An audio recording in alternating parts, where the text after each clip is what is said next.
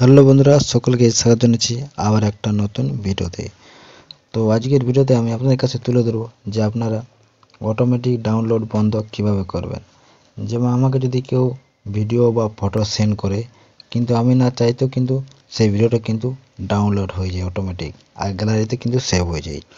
তো সেটা আপনারা কীভাবে বন্ধ করবেন, দেখতে পাচ্ছেন আমাকে কিন্তু আমাকে এই ফটোটা ভেজেছে, কিন্তু আমি যদি চাই তাহলে কিন্তু এটা ডাউনলোড হবে, নয়তো কিন্তু হবে না। তো এখানে আমি ক্লিক করে এটা কিন্তু ডাউনলোড করে আমি দেখে নিতে পারবো যে আমাকে কি ভিডিও ভেজেছে।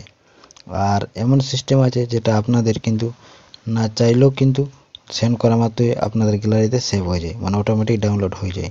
তো সেটা আপনারা কিভাবে বন্ধ করবেন। তো অটোমেটিক ডাউনলোড বন্ধ করাই কিন্তু ভালো, কারণ আমাদের যদি কেউ যদি প্রাইভেট বা কোনো খারাপ ভিডিও যদি আমাদেরকে সেন্ড করে, সেটা কিন্তু আমাদের গ্যালারিতে সেভ হয়ে যায় এবং আমরা না চাইতেও কিন্তু অনেকেই দেখে ফেলে, কিন্তু আমাদের ওটা প্রাইভেট থাকে না।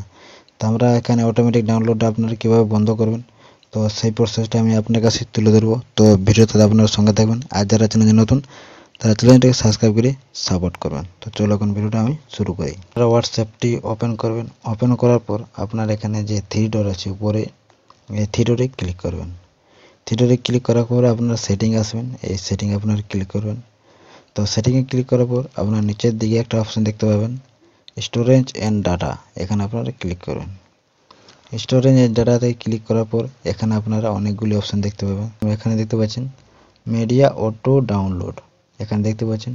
তো এখানে আপনারা ক্লিক করেন হোয়েন ইউজ মোবাইল ডাটা, এখানে আপনারা ক্লিক করবেন। তো এই অপশনটাতে ক্লিক করার পর এখানে আমরা এখানে চারটি অপশন দেখতে পাবেন। আপনারা এখানে চারটি অপশন দেখতে পাবেন আপনাদের কিন্তু চারটাতে কিন্তু টিক মার্ক থাকবে।